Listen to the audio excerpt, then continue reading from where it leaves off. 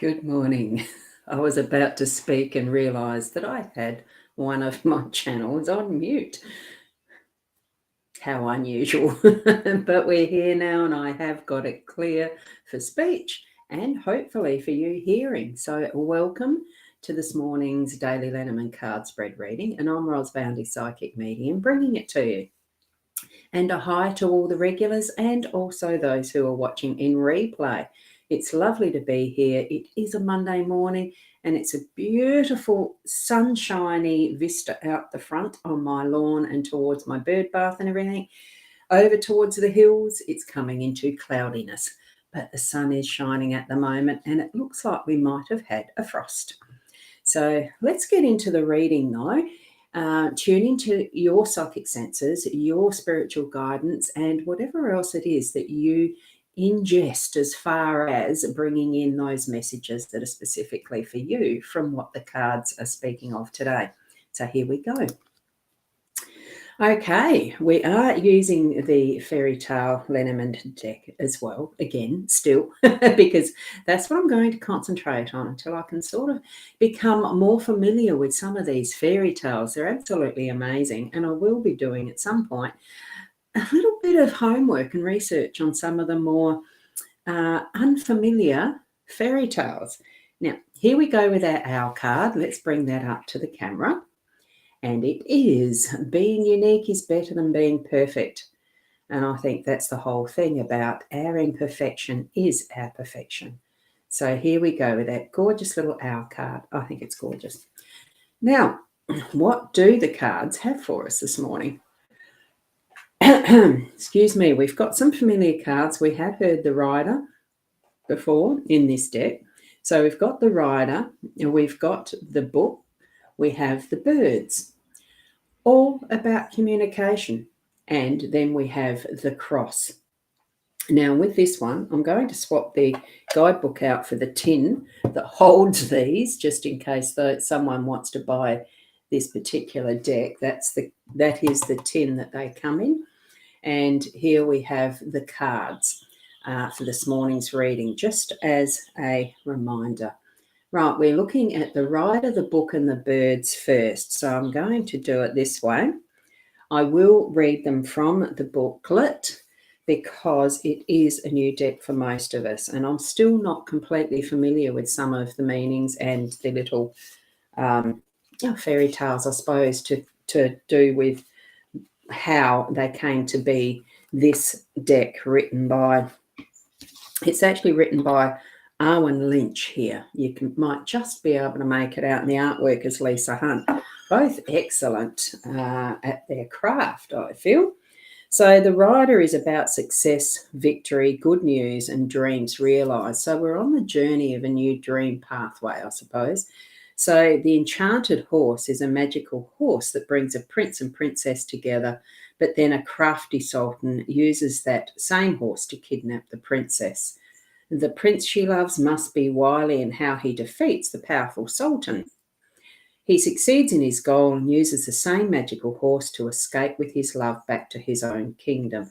So that's part of the story. It is success. We're on a new journey. And with the book, I so identify with this at the moment because I am doing a lot more reading as well as some writing. So here we have secrets, studies, knowledge, all that involves in the book world being revealed. So here is the book of all the tales of all the people of the world. So fairy tales have been told person to person, tribe to tribe, and family to family for as long as we can remember. So this is the universal teaching method of the world. Read a fairy tale to learn the knowledge of the people, and it is the quintessential grimoire of the magic worker. So here we have the everything, the research, secrets, and investigations are the message of the book, which is definitely some of what I will be doing further with even the fairy tales behind the Fairy Tale Lenormand. So then we have the Birds, and the Birds at number 7 it just instinctively is communication and community for me.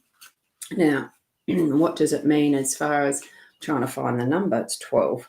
I was looking up snakes, silly. So comings and goings, small problems, verbal communication, and sometimes misunderstandings. So here we have, and I love this, that it's, here we've got what looks like a regular bird, a raven, something like that. And then we've got this beautiful phoenix as if it's rising. It's a beautiful bird. The depictions in this is, as the artworks, are absolutely gorgeous. And of course it's supported with our owl. Wouldn't be without it. So with all of those communication aspects, how the king of birds was chosen. And that's a Mayan story that describes how the Quetzal, a plain brown bird, so that would be this one, the plain brown bird, campaigned to be king of the birds. He convinced the beautiful but shy, this is a roadrunner, to lend him his feathers. Due to this problem, the roadrunner now hides and watches all the comings and goings of the other birds. He wants to communicate with the Quetzal, but the king of birds flies too high. I haven't read this one before. All of the birds in the background of this card represent just how badly things can go awry when too many beaks are involved. Almost like too many chiefs, not enough Indians type of thing, isn't it? Be who you are, not what you desire from another. That's what I'm sensing from that one as far as the elemental meaning of this. So good morning to you, Sharon. And yes, and we've got Eve. Eve, good morning to you as well. I don't think I've seen you being present here in the live stream before, Eve McCloy. Good morning. Lovely to have you here. So with that, we now come down to the cross. So it really is that communication, that starting something new pathway, all sorts of different ways that we can communicate. And it is supporting the cross here. The cross being the final card in the Lenormand, the original Lenormand decks. And it is a completion. It's the end of the journey. So in today, we're going to have a pathway that's going to take us from what we start with to a completion today. That's what my sense is of it. And it's about burdens, pain, and suffering is what the meaning is in this book for the cross. It's the tale of the red shoes.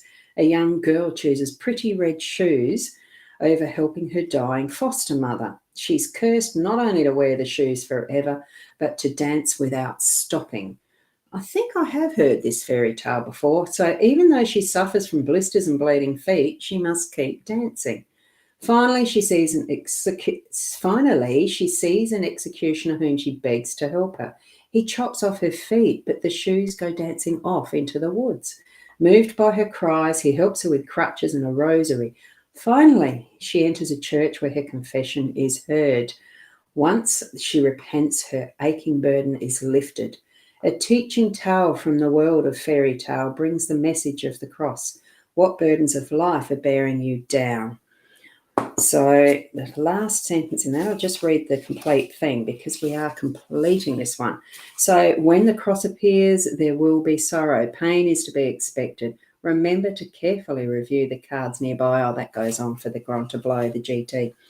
But when you come to this, the cross, look at what is the message. What are your learnings? What are you meant to be communicating to others? In the story of the red shoes, she confesses in a church.